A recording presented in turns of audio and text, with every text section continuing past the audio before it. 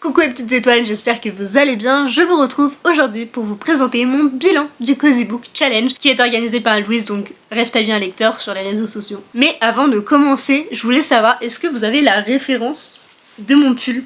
Est-ce que vous savez ce que ça signifie? Si vraiment vous avez la réponse, n'hésitez pas à me le dire en commentaire et vraiment vous êtes les meilleurs, sachez-le, parce qu'il faut avoir cette ref en fait dans sa vie. Fin février, début mars, je vous avais présenté ma palle pour ce challenge et donc je vous l'afficherai juste ici avec le template que Louise a créé. Et j'avais mis environ 15 livres si je ne dis pas de bêtises et je suis plutôt contente parce que j'en ai lu une petite partie quand même, j'en ai lu quelques-uns et pour certaines catégories j'ai supprimé certains livres de ma palle pour en mettre d'autres que j'ai lus à ce moment précis parce que je voulais qu'ils comptent et c'est pas bien grave si je les changeais. J'ai lu à peu près 7,5 livres, alors oui il y a un et demi puisqu'il y a un de ces livres que je vais vous présenter que j'ai lu moitié sur mars et moitié sur avril, donc théoriquement je le compte parce que j'étais quasiment à la moitié mais en même temps pas tout à fait, du coup je triche un petit peu en le comptant mais écoutez voilà, j'avais envie de le caser surtout que je vous l'avais présenté normalement donc je voulais absolument que ça compte et valider le badge du dessus. Je sais c'est un peu de la triche, mais bon. Je crois que j'ai commencé le mois de mars avec la lecture de L'Amoureuse, donc le deuxième tome de La Fiancée écrit par Kirakas. Je vous affiche une petite photo juste ici puisque je n'ai pas le livre en physique avec moi, enfin même pas du tout à vrai dire. Je l'avais donc acheté en e-book suite à ma lecture du tome 1 qui n'avait pas été une super lecture, ça avait été un petit peu une déception. Mais écoutez, j'avais quand même acheté le tome 2 pensant le lire à la suite, je ne l'avais jamais fait. Et là j'étais chez mon copain et en fait il n'y avait pas de lumière parce qu'il a pas de lampe de chevet et donc ça me posait un petit peu problème pour lire parce que sinon il fallait que je me lève pour aller éteindre la lumière à l'autre bout de la pièce, mais bon étant donné que je ne peux pas m'endormir sans lire mais que si je me lève ça va me réveiller, bon bref vous voyez le cercle vicieux, et bien il me fallait une alternative et j'ai donc lu sur ma liseuse et j'ai jeté mon dévolu sur celui-ci puisqu'il faisait moins de 300 pages je crois, donc je l'ai lu quand même rapidement. Et avec ce roman j'ai validé La Main du Roi qui fait partie du deuxième menu sur Game of Thrones.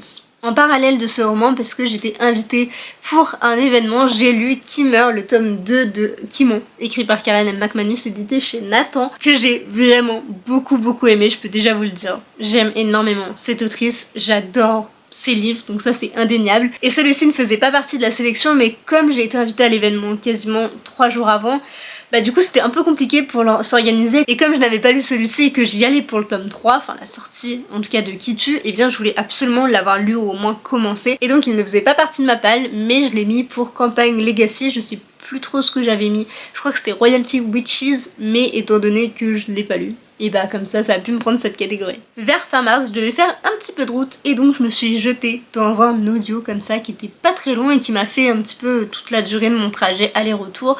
C'est donc L'Île du Diable, le tome 3 écrit par Nicolas Beuglet, édité chez Pocket, c'est donc un thriller et je pense que si vous êtes là depuis un petit moment vous savez que je suis amoureuse de la plume de Nicolas Beuglet, de ce qu'il a réussi à créer sur cette trilogie de Sarah Geringen. Donc en fait on suit la même détective dans Le Cri Complot et celui-ci donc L'Île du Diable, mais c'est pas du tout les mêmes enquêtes à chaque fois. Celui-ci vous êtes bien parti de la sélection et j'ai donc validé Valar Morghulis du menu 2 encore une fois parce que oui j'ai validé intégralement le deuxième menu et ça je tire ma révérence à moi-même. Puis le seul roman que j'ai réussi à caser dans le menu 1 de Disney, c'est le seul que je voulais absolument terminé à 100% et pourtant je ne l'ai pas fait mais j'ai au moins vu Ratatouille, mais donc j'ai quand même lu un roman pour une grande colonie, à savoir Noblesse oblige de Mewen Alix édité chez Slalom qui est tout bonnement magnifique. Voilà, je tiens à le repréciser, je pense que je le ferai dans chacune de mes vidéos tant je suis fan de ce jaspage super travaillé. Il a donc fait l'objet de notre première lecture commune du mois de mars pour un one-shot par mois et d'ailleurs vous pouvez toujours nous rejoindre sur mon Discord si jamais ça vous intéresse puisqu'on lit un one-shot par mois, des fois même 2 et là en l'occurrence on est plus parti sur 2 mais vous n'êtes pas obligé de participer à toutes ou à chaque mois, vraiment vous faites comme vous voulez, mais pour celui-ci en tout cas ça a vraiment super bien marché, on était beaucoup hyper intéressés et ça a été une super lecture pour beaucoup de monde donc vraiment je suis trop contente et je remercie donc tous les participants d'avoir été là. Retournons dans le menu 2 de Game of Thrones, j'ai lu pour Dracarys Solid Them Burn, le premier tome écrit par Camilla Cole, édité chez Hachette Roman, et je l'ai reçu dans une magnifique édition collector avec ce jaspage plutôt joli. Il y a aussi un petit signet mais je l'ai rangé pour pas l'abîmer ou quoi, pour pas qu'il s'effiloche, surtout c'est un petit peu ma phobie à chaque fois pour les signets. Mais donc là il est rangé mais il y en a bien un. Et à l'intérieur il y a de sublimes illustrations. Et donc j'ai pu valider encore une fois une catégorie de ce menu, donc je suis très contente. Mais malheureusement ce roman n'a pas été une super lecture pour moi. Dans le 4e menu, j'ai validé 3 catégories, rien que ça je suis plutôt contente. Et la première que j'ai validée c'est repos court ou repos long avec le 4e tome de Harry Potter et la coupe de feu du coup, qui était une lecture audio pour le challenge de Louise aka les affaires de Louise pour le Hogwarts Graduate. J'ai fait dire Hogwarts Legacy et donc là vous avez vu le bug dans ma tête. Je ne vais pas vous refaire le topo pour Harry Potter, mais encore une fois ça a été une très bonne lecture, c'est même mon 2e préféré, enfin en tout cas il y en a un juste avant. C'est d'ailleurs la prochaine édition qu'on va faire, donc j'ai trop hâte. La 2e catégorie que j'ai validée, comme je vous l'ai dit, c'est Campagne Legacy avec Kimmer. Et la 3e, c'est avec As de Pique qui valide Initiative 99. Et c'était donc notre 2e lecture commune des one-shots du mois.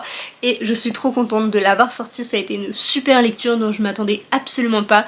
Donc vraiment, foncez. Si jamais vous ne connaissez pas, si jamais vous entendez pas beaucoup d'avis dessus, vraiment foncez, il est super bien.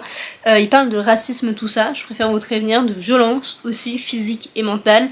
Voilà, c'est un bon petit mélange, mais vraiment c'est super bien fait, c'est une super dénonciation et il mérite vraiment d'être lu et beaucoup plus parce que je trouve qu'on l'entend vraiment pas assez. Et le dernier livre qui m'a permis de valider le menu 2 de Game of Thrones, c'est Runborn, le 1er tome, écrit par Ariel Holt, édité chez Girlstream Editor. Et je valide donc la catégorie Winter is Coming. Et c'est ce fameux livre où j'ai lu 40%, même un petit peu plus, en mars, et 50%, on va dire 60% en avril. Donc je le compte, mais à moitié. C'est pour ça que c'est lui le ennemi en fait que je vous parlais au début. Et lui aussi je l'ai écouté en audio parce que je sais pas, j'avais envie de l'écouter tout simplement, j'ai pas d'explication. Et c'était plutôt une bonne lecture mais pas à la hauteur de ce que je m'attendais. Malheureusement le mois de mars est passé beaucoup trop vite et mettre tous ces livres dans toutes ces catégories, c'était très ambitieux et je le savais. Mais donc là je suis en train de lire La Carte des Confins, le 2e tome écrit par Marie Replin, édité chez Pocket Jeunesse, qui faisait partie justement d'une de mes catégories qui s'intitule Destination Caraïbes. C'était dans le menu 3, c'est bien ça, donc de Spiritfarer, et je suis super contente de pouvoir le sortir, mais en même temps j'aurais bien aimé qu'il valide la catégorie du challenge. C'est pas bien grave. Si je ne me trompe pas, j'ai validé le badge chat et j'ai un tout petit peu triché pour Runborn, je le sais, mais j'espère que vous me le validerez quand même parce que ça a pris une bonne partie quand même de mon mois de mars malgré tout. Et sur ce, cette vidéo est déjà terminée, c'est plutôt un bon bilan, je suis plutôt satisfaite. Je crois que j'ai pu rentrer toutes mes lectures du mois de mars dans ce challenge. J'ai un tout petit doute quand même pour certains ou quoi, mais globalement j'ai pu tout caser et ça c'est trop chouette. Et voilà, j'espère que ça vous aura plu et puis n'hésitez pas à me dire vous si vous avez participé, quel badge vous avez validé, etc. Dites-moi tout, j'ai hâte de pouvoir vous lire et sur ce je vous fais plein de gros bisous et à très vite dans une prochaine vidéo. Bye.